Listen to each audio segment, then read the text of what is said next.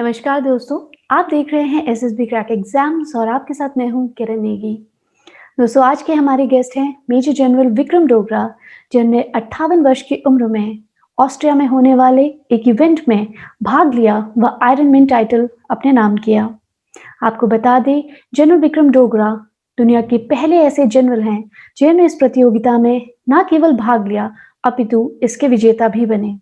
General Dogra 2019 में अपने 37 साल की ग्लोरियस करियर के बाद रिटायर हो गए और आइए आज हम उनसे बात करते हैं उनके जीवन और आयरनमैन टाइटल के बारे में। Good morning general Dogra and welcome to SSB crack exams. Hello Kiran, thank you. It's a pleasure to be here. Same here. General Dogra, आपकी 37 सालों का अनुभव है भारतीय सेना में और आपकी जो जर्नी रही है वो बहुत ही खास रही है। लेकिन सबसे पहले हम जानना चाहेंगे आपके आयरनमैन के खिताब के बारे में, जो आपने 58 वर्ष की उम्र में जीता है। सबसे पहले हमें इस कंपटीशन के बारे में कुछ बताइए। So Ironman एक एंड्योरेंस इवेंट है जो कि विश्व का सबसे कठिन एंड्योरेंस इवेंट माना जाता है। और इसमें जैसे ये ट्रायथलॉन है, इसमें 3 डिसिप्लिन होते हैं जिसमें आपको स्विमिंग करनी पड़ती है 3.8 किलोमीटर्स, उसके बाद आपको 180 किलोमीटर साइकिलिंग करनी होती है और फिर 42.2 किलोमीटर्स एक फुल मैराथन भागनी है। और ये तीनों आइटम जो हैं, ये तीनों इवेंट जो हैं, आपको एक के बाद एक लगातार 17 घंटे के अंदर अंदर पूरे करने हैं। एंड अगर आप इसको पूरा कर लेते हैं तो आपको आयरन मैन का टाइटल मिलता है। ये इवेंट आजकल इंडिया में भी स्टार्ट हो रहा है। अभी पहली बार गोवा में last year half iron man, ये जो मैंने बताया आपको फॉर्मेट, ये आयरन मैन का है। इसका अगर आप डिस्टेंसेस आधे कर दें तो उसको हाफ आयरन मैन बोलते हैं। तो गोवा में पहली बार ये हाफ आयरन मैन इंडिया में भी हुआ है। नहीं तो जो कंप्लीट फुल आयरन मैन है वो इंडिया में नहीं होता है, इसलिए आपको इसको करने के लिए किसी दूसरे देश में जाना पड़ेगा। राइट। आपने ये ऑस्ट्रिया में इवेंट अटेंड किया था आई गेस, और आपने शायद ये सिर्फ 14 घंटे में ही अपना आयरनमैन ये पूरा कर लिया था ट्रायथलन। पहली बार यस मैंने ऑस्ट्रिया में किया था 14 आवर्स एंड 21 मिनट्स में। और दूसरी बार फिर मैं जर्मनी में किया था, वो पिछले साल था, जिसमें मैंने अपना टाइमिंग इंप्रूव किया था 40 मिनट्स से। सो 13 आवर्स 40 मिनट्स में मैंने किया था सेकंड। राइट। आपने ये 58 इयर्स में किया है, तो क्या कभी भी आपकी एज आड़े नहीं आई बीच में? एज मैं समझता हूँ एज केवल एक नंबर है, और जिसको आप जितना अपने आप को ओल्ड समझते हो उतने ही ओल्ड आप होते हो। सो मेरे लिए एज कोई मायने नहीं रखता। पहली बार मैंने 58 इयर्स में किया था, 58 एंड हाफ इनफैक्ट, एंड दूसरी बार मैंने 59 एंड हाफ में किया है। और अभी मैं इस साल हुआ नहीं, और नेक्स्ट ईयर अगर खुलेगा तो मैं दोबारा करूंगा, नहीं तो next to next year. So I don't think age is really an issue. Right, age is just a number. Okay general Dogra, आपने इसके लिए प्रिपरेशन कैसे की? बिकॉज आई एम श्योर कि अपने ऑफिशियल आवर्स के अलग भी, मतलब फौज में तो आप वैसे ही फिट रहते हैं, बट स्टिल मुझे लगता है इसके लिए आपको बहुत कठिन परिश्रम करना पड़ा होगा। कैसे आपने प्रिपरेशन की? यस, क्योंकि इस इवेंट के लिए जो भी इसमें मैंने आपको डिस्टेंसेस बताए थे, ऑल्दो फौज में हमको फिट रहना पड़ता है, मगर फौज में ये डिस्टेंसेस हम कभी भागते नहीं हैं। सबसे ज्यादा से ज्यादा जो डिस्टेंस फौज में भागते हैं वो है 11.5 किलोमीटर, जो कि क्रॉस कंट्री होती है। इसमें स्विमिंग के लिए मैंने कभी 3.8 किलोमीटर स्विमिंग नहीं की थी। मैं स्विमिंग करता था, और जैसे हम सब जाते हैं पूल में जाके 5 लेंथ लगाए, 10 लेंथ लगा लिए, किसी दिन 15 लेंथ लगा लिए, मगर इसमें आपको 76 लेंथ करने हैं अपने 50 मीटर पूल के। सो उसके लिए बहुत सारी ट्रेनिंग की जरूरत है। और जैसे आपने बताया, मेरा 9 AM to 5:30 PM जॉब था आर्मी हेडक्वार्टर्स में, इंपॉर्टेंट जॉब। मैं किसी भी तरह उसके ऊपर कॉम्प्रोमाइज नहीं कर सकता था। तो सारी ट्रेनिंग जो भी मेरे को करनी थी वो ऑफिस से जाने से या तो पहले या ऑफिस के आने के बाद करनी थी। तो मैं सुबह उठ के घर पे ही तकरीबन 42 minutes to 1 hour core strengthening and बाकी स्ट्रेंथनिंग ट्रेनिंग घर पे करता था। और फिर जब मैं ऑफिस से आता था तो क्विकली एक स्नैक लेके चेंज, एंड मैं रनिंग के लिए या स्विमिंग के लिए जाता था शाम को 7 बजे से लेकर 10 बजे तक, because that was the only time available to me. मगर जो साइकिलिंग की ट्रेनिंग है उसके लिए आपको बहुत ज्यादा टाइम चाहिए, क्योंकि 180 किलोमीटर जब साइकिलिंग करते हैं तो आपको एटलीस्ट उसके लिए 6 to 7 आवर्स की जरूरत पड़ती है। तो 6 to 7 आवर्स वर्किंग डे के ऊपर नहीं मिलते। तो मैं सैटरडे नाइट को साइकिलिंग जाता था, तकरीबन रात को 2 बजे सैटरडे नाइट को, और सुबह संडे 9 o'clock तक। इसका कारण ये था कि रात के टाइम एक तो गर्मी नहीं होती, धूप नहीं होती, ट्रैफिक कम होता है और पोल्यूशन भी कम होता है। और साइकिलिंग में ये बहुत इंपॉर्टेंट होता है क्योंकि आप सड़क के ऊपर साइकिलिंग कर रहे होते हो। बिल्कुल। सो मैंने ये रियलाइज किया कि रात को करने से ये सब फायदे हैं मेरे को। ऑल्दो उसमें नींद आती है आपको, बिकॉज 6 to 7 आवर्स आप रात में साइकिल चला रहे हो। बट ऐसे मैंने अपना थोड़ा टाइम मैनेज करके अपनी ट्रेनिंग की रात के समय। राइट, आपको बहुत बहुत कंग्रेचुलेशंस, और आई एम श्योर कि आपका जो जितना भी ये स्ट्रगल रहा है वो पूरा फल भी मिला उसका आपको, और आपने ये खिताब जीता, और शायद आप दुनिया के पहले ऐसे जनरल हैं जिन्होंने इस प्रतियोगिता में ना केवल भाग लिया बल्कि जो जीते भी। That's correct. In fact Indian army का भी मैं फर्स्ट सर्विंग आर्मी ऑफिसर बना था जिसने आयरन मैन किया था। क्योंकि वाइल यू आर सर्विंग, जैसे मैंने बताया, टाइम बहुत कम होता है। तो मैं ये नहीं कहूंगा कि इंडियन आर्मी में काबिलियत नहीं करने की, मगर टाइम नहीं अवेलेबल, क्योंकि इसमें बहुत टाइम आपको स्पेंड करना है ट्रेनिंग करने के लिए। So I became the first serving officer and also the only general in the world to do the iron man. Absolutely. अच्छा, आपको आर्मी से कैसा, क्योंकि आप तब सर्विंग थे, आपको कैसा रिस्पांस मिला आर्मी के अंदर जब सबने जाना कि आप ये टाइटल जीत चुके हैं? बिकॉज आई गेस आपने ये कॉन्फिडेंशियल ही रखा था क्योंकि you were serving then. No, it was not confidential because I was serving. मैंने इसलिए कॉन्फिडेंशियल रखा था क्योंकि ये मेरा पर्सनल गोल था। मैं इसको ना तो कोई खिताब जीतने के लिए कर रहा था, ना कोई और किसी को दिखाने के लिए। मैं अपने खुद के लिए कर रहा था। तो इसलिए मैंने आर्मी को नहीं बताया, ना किसी और को बताया, केवल मेरे जो फ्रेंड्स एंड रिलेटिव्स थे उनको मालूम था। सो जब ये इवेंट हुआ और इसका एक वीडियो मेरा इवेंट कंप्लीट करते हुए किसी ने वहां से भेजा, और वो यहाँ पे आपको पता है आर्मी के काफी व्हाट्सएप ग्रुप्स होते हैं, लेडीज के ग्रुप्स होते हैं, उसमें वो सर्कुलेट करके वायरल हो गया। और फिर मेरे को कॉल आई आर्मी हेडक्वार्टर से मेरी वाइफ को कि बताओ ये क्या हुआ है, कौन सा इवेंट है, कैसे किया, फोटोग्राफ्स भेजो। और उनके ऊपर फिर आर्मी हेडक्वार्टर्स ने एक ट्वीट किया कि सो and so has done the iron man. फिर उस ट्वीट को लेकर lot of news channels picked it up, Rahul Gandhi picked it up, he tweeted and lot of people tweeted. So I had a overwhelming response. मैंने कभी नहीं सोचा था कि people will appreciate this so much. So people whom I didn't know, जिनसे मैं कभी मिला नहीं, कभी जान पहचान भी नहीं, उनके मैसेजेस आए मेरे को। एक्स आर्मी ऑफिसर्स, पुराने रिटायर्ड 80-year-old 90-year-old, उनके मैसेजेस आए। इतने सारे मैसेजेस आए that I could not and never have imagined that I would have got this response. So it was very nice and very overwhelming. And I was serving, like I said, I was DG resettlement in Delhi. And that is not under the army headquarters. That is under the Ministry of Ex-Servicemen Welfare. तो उसमें जो boss है वो एक civilian secretary to the government of India, वो मेरे boss थे, a lady. When I came back, the biggest surprise I got was that मेरा पूरा ऑफिस जो कि आरके पुरम में था, वो सड़क के ऊपर लाइंड अप था with bouquets and stuff like that, which was something which was very embarrassing for me because I was not even looking for that. And then she had a tea party for me in her office with all the civilian staff, and they gave me a bouquet and things like that. So it was very well celebrated. It was a good feeling. और I guess तब ऐसी खुशी का ज्यादा मजा आता है जब आपने एक्सपेक्ट ही नहीं किया और आपको एकदम से वो सारी चीजें मिल जाए। मैं तो बहुत एम्बैरेस्ड था इनफैक्ट कि इतना रिस्पांस मैंने नहीं सोचा था कि कोई ऐसा मैंने काम किया है जिसमें इतना रिस्पांस मिलना चाहिए, but it was overwhelming. No, but it's very enduring also, very inspirational also, because आपको वो करते हुए नहीं लगा, लेकिन जो भी सुनता है उसके लिए it's like a very big thing, because doing it at such a age with this proficiency is something very extraordinary. So you are again and again mentioning age. Age is just a number. So sorry. Okay, general Dogra, अब आपके दूसरे life के दूसरे पहलू पे आते हैं, Indian army.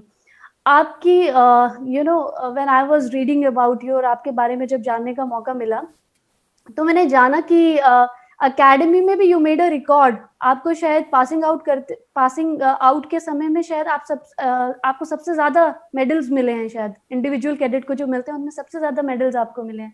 उसके बारे में कुछ बताइए। When I passed out, I worked very hard in the IMA, and मेरे को sword of honor मिला था, and I was also given the gold medal for being first in the order of merit. Actually, both these are different because जो भी first होता है order of merit में उसको gold मिलता है, but sword of honor जो है वो best all round gentleman cadet को मिलती है, और वो first 5 में से किसी भी cadet को दे सकते हैं. That is dependent upon the conference of all your instructors, commandant and all. So I had got both of these. In addition to this, I had 4 other medals which I got. I got the medal for best in marching, the best in physical fitness, that is the parachute regiment medal, and I got the best in rifle shooting, which is the grenadiers medal, and I also got the best on officers commissioned into the armored corps. So I was told that time in the IMA that this is a record of any cadet passing out to have got 6 medals during the passing out. Okay, that's Indeed something very extraordinary. और अपने IMA के दिनों के बारे में कुछ बताइए। जो लोग आईएमए के बारे में सिर्फ जानते हैं, सुना है कि इंडियन मिलिट्री एकेडमी है, बट क्या होता है इंडियन मिलिट्री एकेडमी के अंदर, और अपनी मेमोरीज कुछ आप शेयर करना चाहें तो। IMA has great memories for me, and maybe लोगों को ज्यादा को पता नहीं होगा, but apart from of course training and getting the gold and the sword and the other medals, I also met my wife in IMA when I was a cadet. So IMA is not such a place जो लोग समझते हैं कि वहां पे केवल रगड़ा लगता है, ये होता है वो होता है। I'm a living example. I was the academy cadet adjutant, so it is the most important appointment that a cadet can get when you're in the IMA, and it's a busy appointment. But despite that, I met my wife, whose father was the principal there. I didn't know her name, and I met her on the telephone through an anonymous call because I had a phone in my cabin. मेरे को दिया गया था क्योंकि रात को मेरे को एडजुटेंट को रिपोर्ट देनी होती थी कि सारे कैडेट ठीक हैं, सारा डिसिप्लिन एकेडमी का ठीक है। तो उसी को फोन को मैंने यूज किया एक संडे जब मैं बोर्ड था, तो मैंने एनोनिमस कॉल की, एंड बड़ी परसुएशन के बाद फिर मैंने सुप्रिया को कन्विंस किया कि हम केवल बात करेंगे, कभी नहीं मिलेंगे, और उस प्रकार फिर हमारा फ्रेंडशिप बनी, and then after I passed out 5 years later we got married. तो IMA memories for me are very very nostalgic. So मगर ये तो चलो मैं बता रहा था कि IMA is not only training, IMA is other also, but otherwise IMA is a place जहां पे आपको एक ordinary person से आपको एक ऑफिसर में कन्वर्ट करते हैं। अभी IMA में जो एंट्रीज हैं वो 3-4 तरह की होती हैं। एक तो जो NDA से आते हैं, एक ACC विंग है जहां पे वहां भी NDA टाइप 3 ईयर ट्रेनिंग करके बंदे आते हैं IMA में। फिर डायरेक्ट एंट्रीज आते हैं और कुछ टेक्निकल ग्रेजुएट्स आते हैं। इन सबको इकट्ठा एक कोर्स में होमोजेनियसली मिक्स करके और ट्रेनिंग दी जाती है, और उस ट्रेनिंग के दौरान आपको फिजिकली फिट, मिलिट्री सब्जेक्ट्स, आपकी मार्चिंग, आपका डिसिप्लिन, आपकी बाकी ऑफिसर बनने के लिए जो भी आपको क्वालिटीज हैं वो आपको वहां पे इम्बाइब कराते हैं। सो बहुत ही अच्छा एक्सपीरियंस होता है। ऑल्दो उस समय आपको ऐसा लगता नहीं है कि बहुत अच्छा एक्सपीरियंस है, वहां तो काफी टफ होता है, रगड़ा लगा रहता है, कोई टाइम नहीं होता क्योंकि आप सुबह उठते हो 5 बजे और रात को 10:30 बजे तक आप बिजी रहते हो एंड थके होते हो। प्रेशर होता है आपको ये परफॉर्म करने का, वो परफॉर्म करने का। सो उस समय नहीं आपको लगता है कि ये इतना अच्छा टाइम है, मगर बाद में जब आप सोचते हो तो सभी को याद आता है कि वहां पे मेरे को कैसे from a college boy I was made into an officer. It's a unique academy. Absolutely. अच्छा, मैं सीधे आईएमए पे आ गई, लेकिन आपने एनडीए, आपने शायद 12th के बाद यू वेंट टू एनडीए, और उसके बाद आपका ये जो फौज का सफर है वो स्टार्ट हुआ। एनडीए के बारे में भी हमें कुछ बताइए, और स्पेशली एसएसबी पार्ट। आपने जब अपना एसएसबी कभी दिया था तो उस समय की कुछ यादें आपको याद हो अगर। बिल्कुल। फर्स्टली जब मैंने एनडीए ज्वाइन किया था तो मैंने 11th के बाद ज्वाइन किया था। उस समय 12th आ गई थी, बट एनडीए ने चेंज नहीं किया था। It was still taking cadets after 11th। और मैं एक हॉस्टल में था मसूरी में, सेंट जॉर्जेस कॉलेज। सो वहीं से मैंने अपेयर किया था अपना रिटन एग्जाम, यूपीएससी का जो एग्जाम होता है दिल्ली में आके। एंड आई मस्ट कन्फेस कि मैंने कोई कोचिंग नहीं ली थी, बिकॉज उस समय कोई टाइम नहीं था हॉस्टल में। तो लकीली मैंने पास कर लिया अपना रिटन एग्जाम। एंड फिर मेरे को कॉल आई एसएसबी की, जो कि इलाहाबाद के लिए आई। एंड सीधा स्कूल से केम डाउन टू मसूरी, वहां से ट्रेन पकड़ी दिल्ली, दिल्ली से इलाहाबाद। एंड कोई मेरे को आइडिया नहीं था कि एसएसबी में क्या होता है, क्या करना है, कुछ नहीं। एक दिन मैं जल्दी पहुंचा था वहां पे, और उधर एक रिटायर्ड ऑफिसर थे जो कि पहले कभी एसएसबी में उन्होंने काम किया हुआ था, मेरे फादर के फ्रेंड थे। तो उनके घर में गया, उन्होंने मेरे को उस एक दिन में बताया कैसे आपको एसएसबी में क्या पूछेंगे, कैसे आपको रिप्लाई करना है। सो थोड़ा सा मेरे को ओरिएंटेशन मिला। मगर मैं कहूंगा लोगों को कि ये मेरे साथ हुआ था, आप लोगों को बिल्कुल तैयारी करके जानी चाहिए, क्योंकि वहां पे आपको मालूम होना चाहिए क्या एक्सपेक्ट करना है आपको। So I went like that, totally unprepared. And I remember it was a very, the experience was like you are going to a new place for the first time, like first day at school. तो दुनिया भर के लोग आए हुए थे, किसी के लंबे बाल, किसी के कोई लैंग्वेज बोल रहा है, किसी को हिंदी भी ठीक से नहीं आ रही, किसी को इंग्लिश ठीक से नहीं आ रही है। तो तरह तरह के लोग वहां आपको मिलते हैं एसएसबी में। एंड सभी को आप जब देखते हो तो आप अपने आप को खुद असेस करते हो कि मैं इनके बीच में कहाँ पे हूँ, मैं होऊंगा सिलेक्ट या नहीं। और आपको फीलिंग आती है कि ये तो इतना स्मार्ट है, ये इस स्कूल से आ रहा है, कोई कहता है मैं सैनिक स्कूल में था, मैं मिलिट्री स्कूल में था, मैंने ये किया तैयारी। तो वहां पे सब आके बहुत बढ़ा चढ़ा के अपने बारे में बताते हैं, और आपको लगता है कि मैं सबसे निकम्मा हूं इनमें, मैं तो कभी निकलूंगा नहीं। मगर जब आपको वहां पे टेस्ट करते हैं, तो उसमें आपका जो रिस्पॉन्स है और आप किस प्रकार से अपने रिप्लाईज देते हो, आप किस तरह से बिहेवियर करते हो, आपका कॉन्फिडेंस, उसके ऊपर आपको जज करते हैं। And it is not important to say that आप किसी मिलिट्री स्कूल से आए हो, आप आर्मी बैकग्राउंड से हो, आप इस तो सबके लिए न्यूट्रल है। And I realise that it's a very fair system. And आपको बहुत बारीकी से जज करके and then those who meet the requirement उनको सिलेक्ट करते हैं। तो आई रिमेंबर, मेरे को ज्यादा याद नहीं है क्या क्या पूछा मेरे को उस समय, बट मेरे को इतना जरूर याद है कि हमें नंबर्स बना के we did group test, we did interviews, we did group discussions. And उसके बाद लाइन अप करके हमें बताया so and so selected and so out. That's all I remember about SSB. और अभी तो कितने कई बार ऐसा भी होता है जनरल डोगरा के बहुत सारे स्टूडेंट्स जाते हैं और कई बार second attempt, third attempt, fourth attempt तक भी क्लियर नहीं हो पाता है। तो कई बार क्या ये सही है कि being raw sometime it's good, मतलब कईयों का होता है ना जाते हैं और सीधे करके आ जाते हैं, तो कितना इम्पोर्टेंट आपको लगता है कि कई बार वो भी अच्छा होता है कि आप अनप्रिपेयर्ड जाओ और आपको कुछ पता तो होता नहीं, आपका एकदम से जो आपकी क्वालिटी, जो नेचुरल क्वालिटीज है वो शायद निकल के आती हैं। Is it true? Well I will say कि अगर आप बार बार रिजेक्ट हो रहे हो, फिर आप में है नहीं ऑफिसर बनने के लिए। It is not that you are ill prepared और you are over prepared, you just don't have it, you don't have the qualities to become an officer, and that is not something negative। क्योंकि officer में जो qualities देख रहे हैं, it is not necessary that everybody should have those qualities। You may become a fantastic politician, a doctor, an engineer, architect, there are 100 other professions, but you don't have what it takes to become an officer। So मैं ये कहूंगा कि अगर आपको 3 chance में आप select नहीं होते हो, तो आपको सोच लेना चाहिए कि मैं किसी और, मेरे लिए कुछ और रखा हुआ है और वो मैं उसमें जाके मैं बेटर करूंगा।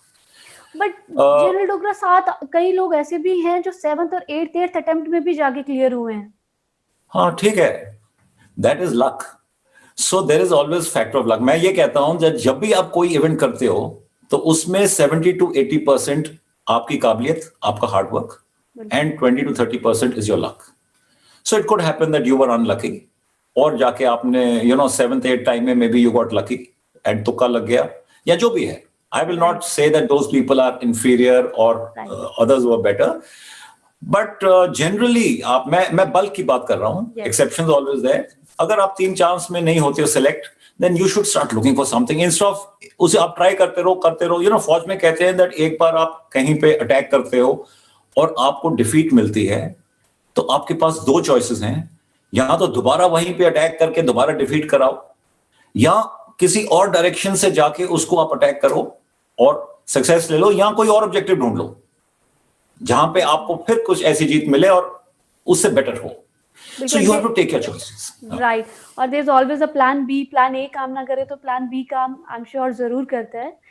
Yeah, and plan B कभी-कभी plan A से better निकलता है. Absolutely, बिल्कुल, so true. And it happened with I guess Dr. APJ Abdul Kalam, Amitabh Bachchan और बहुत सारे ऐसे सेलिब्रिटीज हैं जो इंडियन आर्मी में नहीं जा पाए या डिफेंस सर्विसेज में नहीं जा पाए, लेकिन बाहर जाके उन्होंने बहुत अच्छा नाम कमाया. बिल्कुल, बिल्कुल. अच्छा जनरल डोगरा, एक और बहुत ही इंपॉर्टेंट क्वेश्चन मुझे लगता है जो बहुत सारे बच्चे फेस करते हैं जब वो एसएसबी देने के लिए जाते हैं स्पेशली. एक तो ये officer like qualities, you being a major general, I am sure कि आपका तो कितना एक्सपीरियंस रहा है. एक तो ये ऑफिसर लाइक क्वालिटीज क्या होती हैं, पहली चीज. और सेकंड, इंग्लिश कितना इंपॉर्टेंट आपको लगता है कि जब कोई एसएसबी के लिए जाता है तो असेस कर रहे होते हैं क्या इंग्लिश को लेकर भी, स्पेशली कि क्या ये जो बच्चा है या जो भी एस्पिरेंट है ये इसको इंग्लिश बोलनी आती है या नहीं, इससे क्या वो ऑफिसर बनता है या नहीं बनता है? तो सबसे पहले तो ऑफिसर लाइक क्वालिटीज, जैसे ये वर्ड है ऑफिसर लाइक क्वालिटीज, अगर आप अपने माइंड में you are married to an army officer, तो अगर आप अपने माइंड में सोचें कि मेरा ड्रीम आर्मी ऑफिसर कैसा होना चाहिए, not from romantic point of view but from professional point of view, तो जो भी क्वालिटीज आपके माइंड में आएंगी that is officer like qualities. So उसको मैं बताऊंगा. सबसे पहले an officer must have leadership qualities, क्योंकि आपका पूरा रोल ये है कि आपके जो कमांड आपको दी जाती है वो लोग आपको फॉलो करें. सो आप में लीडरशिप क्वालिटीज होनी चाहिए. उसके अलावा आप में प्रोफेशनलिज्म होना चाहिए, competence. You have to be somebody who can be trusted. Your integrity has to be high. Honesty. Your communication skills. So not English, but communication skills. Communication can be verbal, non-verbal, but अगर आप interview के लिए जा रहे हो तो non-verbal नहीं होगा. Verbal communication आपकी जो भी आपके माइंड में है मैं कम्युनिकेट कर सकूं. So communication skills are very essential for officer like qualities because आपने अपनी विजन, अपने आइडियाज अपनी कमांड को देने हैं. उसके अलावा you must have a vision. That means when they question you at the SSB, you must show that there is some depth in you. You have to be genuine. So there are a whole host of qualities. Somebody has listed 15 of them, somebody will list 10 of them. मगर मैं अगर संक्षेप में बताऊं तो जो important वाली हैं वो है कि आप में confidence, communication skills, integrity and genuineness should be there. Right. Okay general Dogra, आप कमीशन हुए बहुत ही एलीट रेजिमेंट में, द पूना हॉर्स रेजिमेंट, उसके बारे में हमें कुछ बताइए. द पूना हॉर्स एक कैवलरी रेजिमेंट है जो कि 1817 में खड़ी हुई थी. एंड इसका नाम पूना हॉर्स इसलिए रखा गया था क्योंकि इसकी रेजिंग की जो जगह है अहमदनगर और पुणे के बीच में एक जगह आती है सिरूर, उस जगह पे इसकी रेजिंग हुई थी 1817 में. तो उधर से इसको नाम मिला था Poona Horse. And it is the most highly decorated regiment क्योंकि फ्रॉम 1817 इसने लड़ाइयां लड़ी all over the world. Europe में first world war, second world war, France, in Afghanistan, in China, Boxer Revolution, all over. So वहां पे कई जहां पे आप लड़ाई लड़ते हो और अच्छी तरह लड़ते हो तो आपको बैटल ऑनर मिलता है. सो इस रेजिमेंट में 38 बैटल ऑनर्स हैं जो कि कॉमनवेल्थ में सबसे ज्यादा बैटल ऑनर्स होंगे. उसके अलावा जो इसकी गैलेंट्री है प्री इंडिपेंडेंस इस यूनिट में 4 विक्टोरिया क्रॉस थे and post independence 2 Param Vir Chakra. तो 1965 की जो लड़ाई थी, इसमें जो पूना हाउस के सीओ थे lieutenant colonel A B Tarapore, उनको परमवीर चक्र मिला था पोस्टमसली। एंड 1971 में जो सबसे यंगेस्ट परमवीर चक्र है, सेकेंड लेफ्टिनेंट अरुण खेत्रपाल, उनको परमवीर चक्र मिला था 1971 में पोस्टमसली। सो 2 परमवीर चक्र, 2 महावीर चक्र, 6 वीर चक्र, 8 सेना मेडल, एक आर्मर्ड रेजिमेंट के लिए, जो कि एंड 1971 के बाद आर्मर्ड रेजिमेंट्स को लड़ाई का मौका नहीं मिला। तो मैं जो भी बोल रहा हूं, ये पूरी टैली है जो है, ये 1971 तक ही है। उसके बाद इंडिया ने कोई लड़ाई नहीं लड़ी है except Kargil which is a battle, एंड वो उसमें केवल एक डिवीजन और बहुत लिमिटेड ट्रुप्स थे। तो keeping all that in mind, ये रेजिमेंट जो है, it became it was so good in its professionalism that 65 की लड़ाई में पाकिस्तानियों के जो मैसेजेस थे, वो इंटरसेप्ट जब हुए थे, तो उसमें पूना हॉर्स को फक्र हिंद का खिताब देके वो बात कर रहे थे कि फक्र हिंद वहां गई है, फक्र हिंद वहां गई है। इतनी ब्रेवरी उन्होंने दिखाई थी। So this regiment was very very elite, and it has also produced the largest number of generals in the Indian army which one unit can produce. So I think जब मैं जनरल बना था, तो I was the 37th general और something, so it is like and when people जो इसमें join करते हैं, सब बड़े super block के doing well, so that is the regiment that the Pune Horse is. Right, absolutely, and it's definitely, मुझे लगता है कि जो भी कमीशन होता है ऑफिसर, तो सबसे पहले जो चॉइस रहती होगी वो ऐसी ही रेजिमेंट को ऑप्ट करने की रहती होगी। मेरे को एडवाइस दी गई थी कि मत ऑप्ट करना। मेरे एडजुटेंट आईएमए में उन्होंने बोला था कि आप पूना हाउस ज्वाइन करोगे, आपको सोर्ड मिली है, तो आपकी कोई वैल्यू नहीं होगी, क्योंकि वहां पे सभी को कुछ ना कुछ मिला होता है। तो आप ऐसी रेजिमेंट ज्वाइन करो जहां पे किसी को कुछ ना मिला हो, तो आपकी इज्जत होगी ज्यादा। एब्सोल्युटली, आप ज्यादा शाइन करोगे, बट नहीं, आप जिसको जो जैसा होता है, मुझे लगता है जिसके अंदर काबिलियत होती है वो वहां पे भी शाइन करते हैं। और आई गेस आपने पूना हॉर्स को कमांड भी किया, शायद इसी रेजिमेंट को आपने कमांड किया, राइट? हाँ, इनफैक्ट मैंने 2 साल वेट किया पूना हाउस को कमांड करने के लिए, बिकॉज 2001 में मैं अप्रूव हो गया था फॉर कमांड, मगर मेरी रेजिमेंट खाली नहीं थी, वहां पे कोई और सीओ कमांड कर रहा था। तो मैंने स्टडी लीव ली 2 साल, वेट किया, अप्रूव फॉर कमांड, और फिर 2003 में अपने बैच से 2 साल बाद में टेक ओवर किया, because I wanted to command Poona house. And later I also went and became the colonel of the regiment from 2017 to 2018.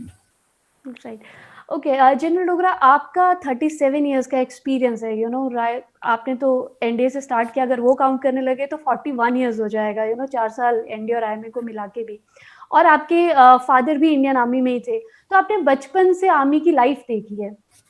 आपकी जर्नी, इस मतलब मैं तो कहूंगी बचपन से लेकर और अब तक कैसी रही इंडियन आर्मी में? How's been your journey?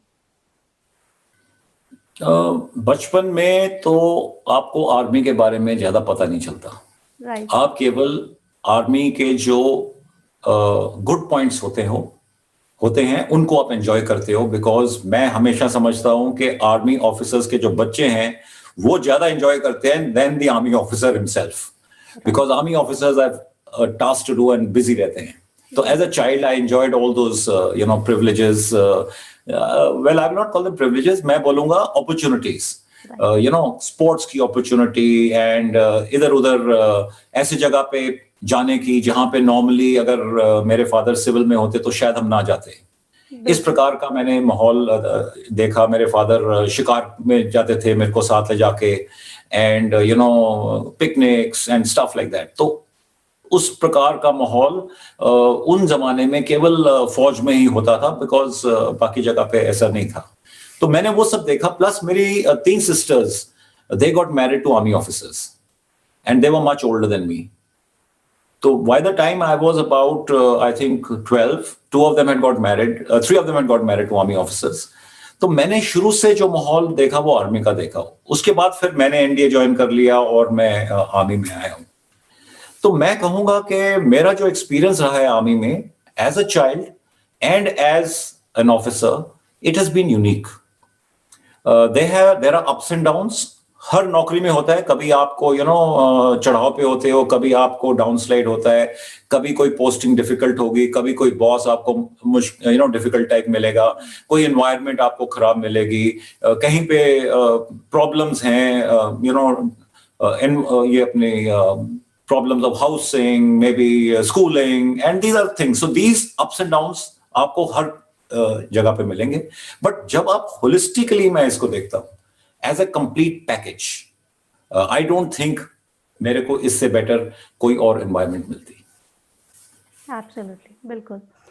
और आपका प्रोफेशनल करियर के बारे में कुछ बताइए, मतलब जितने टाइम आप जब एक ऑफिसर बन गए उसके बाद से आपकी जर्नी मेजर जनरल बनने तक आपने जितने भी टेन्योर काटे, उसकी कुछ यादें, कोई सबसे चैलेंजिंग टाइम आपको लगा हो, या फिर उसके बारे में कोई भी मेमोरी प्लीज आप शेयर करें।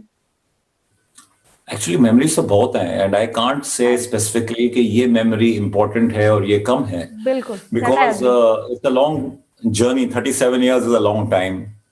उस दौरान मेरी पोस्टिंग्स हुई almost I think 20 different locations में, may be even more than that, I don't even remember because I didn't count them like that. But summary में अगर मैं बोलूं तो मैंने इंडिया का हर कोना देखा है, because I am in the army. I may not have been posted there, but जो आप कोर्स करते हो, जो आप बाकी ड्यूटीज पे जाते हो, overall you get to see north, south, east, west complete country, and आपको बहुत सी अपॉर्चुनिटी मिलती है अब्रॉड जाने की।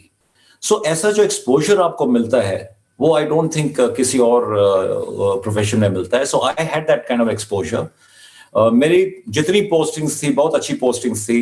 बीइंग आर्मर्ड कोर, हमारी पोस्टिंग्स नॉर्मली वेस्टर्न फ्रंट के ऊपर होती हैं, फ्रॉम जम्मू टू गुजरात, तो एंड सेंट्रल पार्ट। तो मेरा जो फील्ड टेन्योर है वो JNK के है, and that was only for 2 years।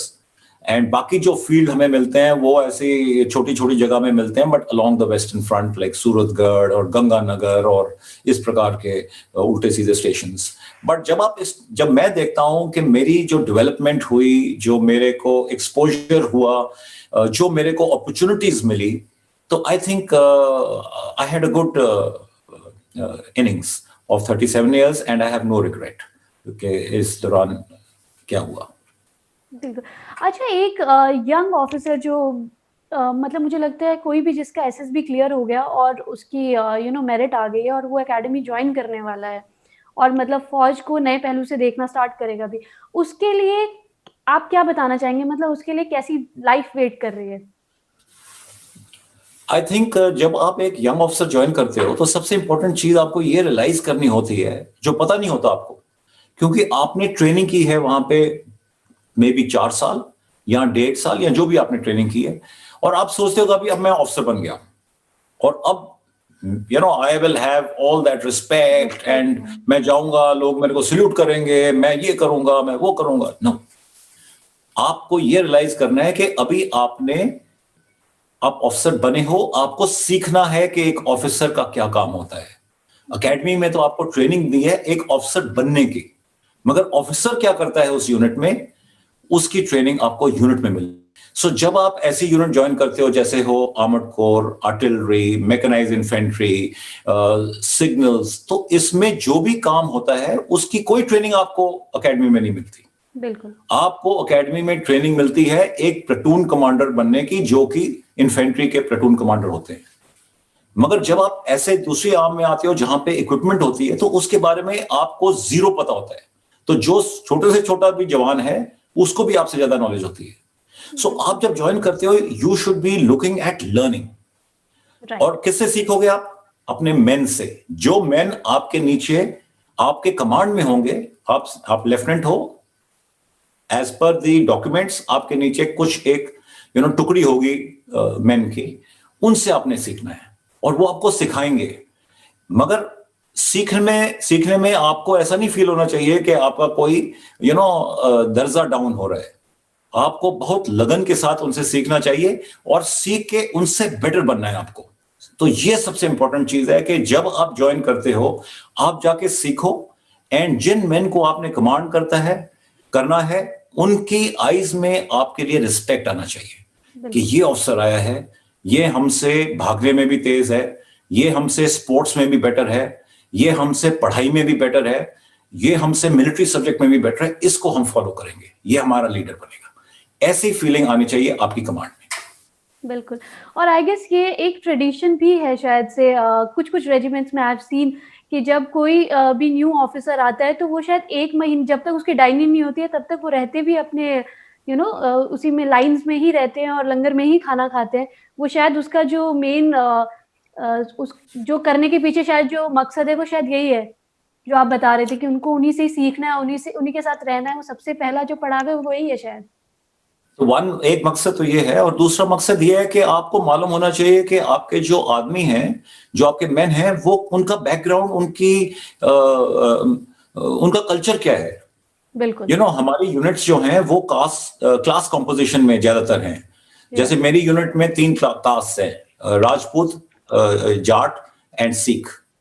तो जब मैं ज्वाइन करता हूं, मेरे को मालूम होना चाहिए, मैं किसी और जगह से आ सकता हूं इंडिया से, मान लो साउथ इंडिया से आया हूं मैं, ये सारे नॉर्थ इंडियन स्टेट्स के हैं, तो आपको मालूम होना चाहिए क्या खाते हैं, ये इनकी बातचीत कैसे होती है, इनके घरों में कैसे होता है, इनके विलेज में कैसे होता है, क्योंकि एज अ लीडर आपकी बॉनहॉमी बननी चाहिए उनके साथ, उनके बारे में सब जानकारी होनी चाहिए आपको।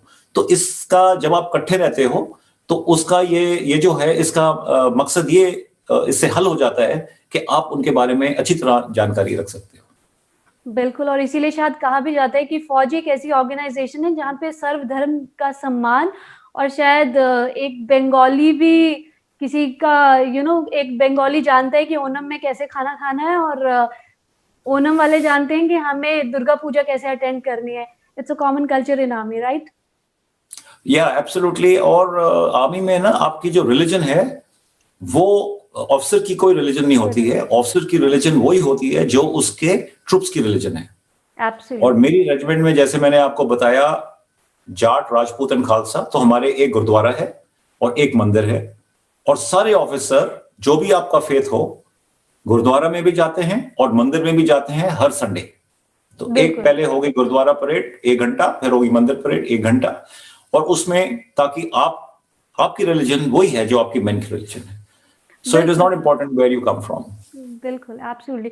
In fact, I would like to add, I have seen actually कि अगर जैसे कोई सिख यूनिट है, और शायद से ये बिल्कुल सही भी है, जब सिख यूनिट है, अगर कोई दूसरे धर्म के भी कोई ऑफिसर हो अगर, तब भी आएंगे तो सिख यूनिट में सबसे पहले उनके वो फेरे होते हैं।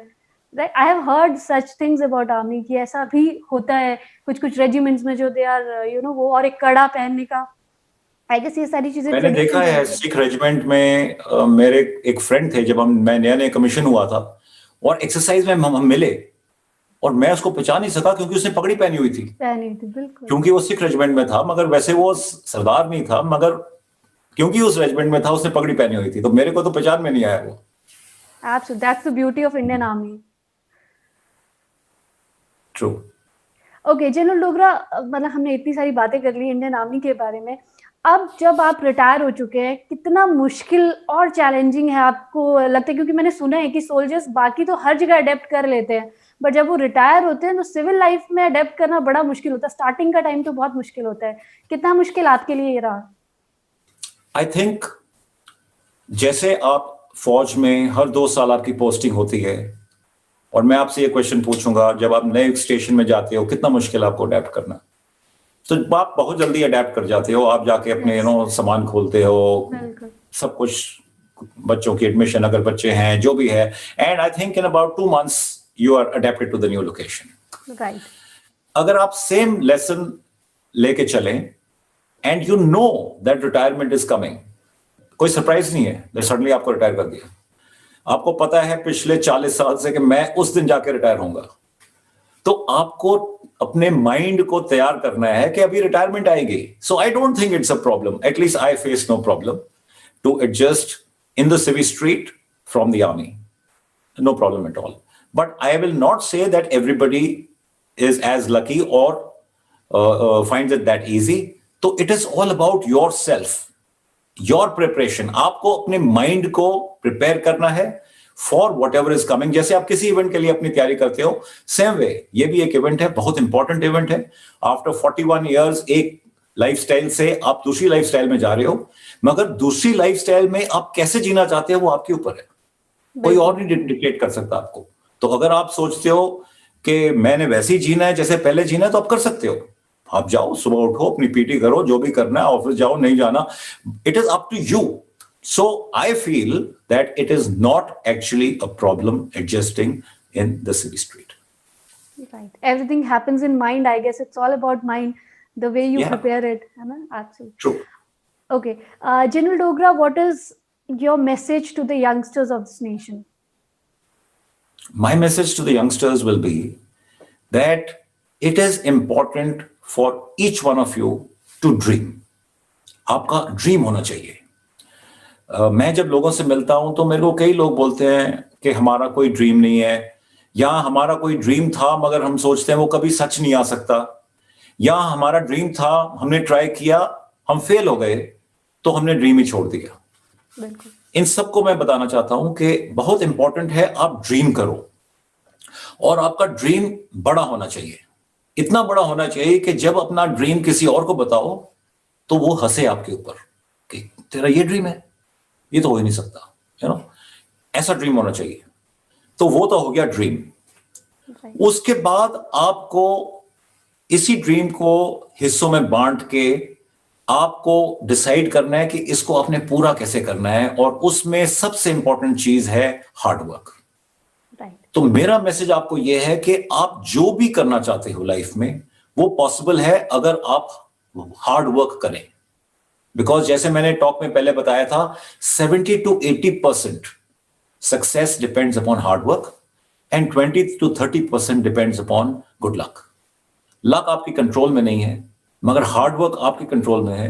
तो मैं आपको यह बताना चाहता हूं कि work hard, be focused and remain consistent, और जो भी आपने ड्रीम किया है, जो भी आप चाहोगे, आपको मिलेगा।